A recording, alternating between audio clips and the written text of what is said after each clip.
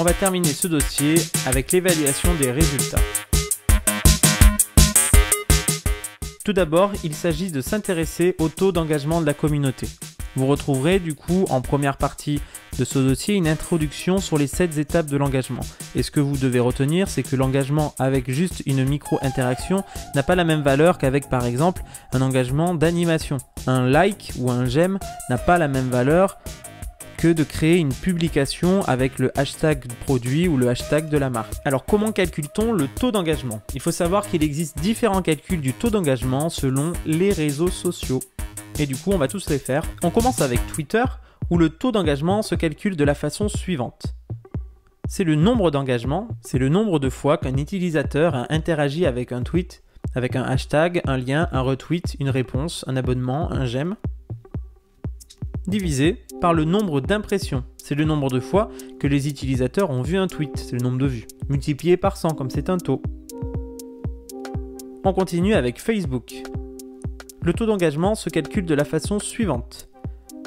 C'est le nombre d'engagements, c'est-à-dire le nombre de personnes qui ont réagi, interagi avec la page, avec un j'aime, un commentaire ou un partage, divisé par la portée. On parle de reach. C'est le nombre de personnes ayant vu une publication de la page au cours d'une période donnée.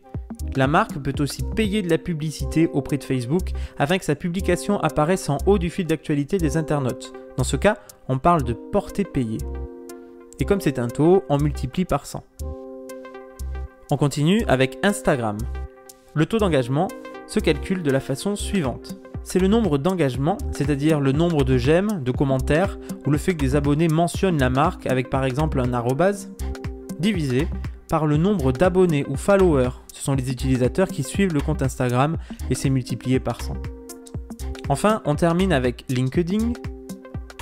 Le taux d'engagement se calcule de la façon suivante. C'est le nombre d'engagements, c'est-à-dire le nombre de j'aime, de commentaires, de partages obtenus par les publications, divisé par le nombre d'impressions, c'est-à-dire le nombre de fois que chaque publication a été vue par les utilisateurs et multiplié par 100.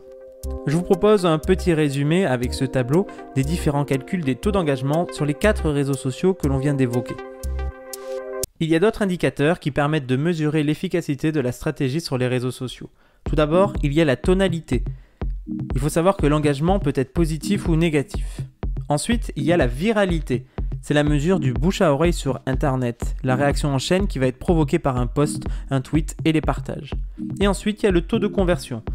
C'est le rapport entre les individus ayant réalisé l'action finalement recherchée dans le cadre de la campagne marketing et le nombre total d'individus touchés par la campagne.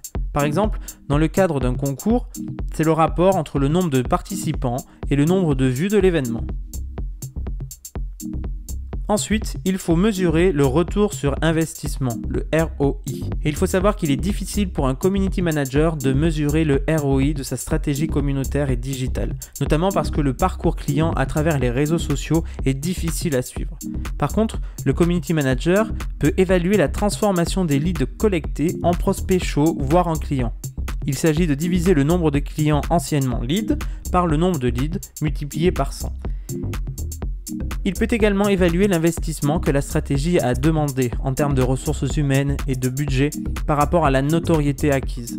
Pour aider le community manager, il existe des outils statistiques gratuits comme les statistiques de Twitter, de Facebook ou d'Instagram. Il existe également des outils payants comme Outsuite qui permettent de gérer les statistiques issues de plusieurs réseaux sociaux en même temps.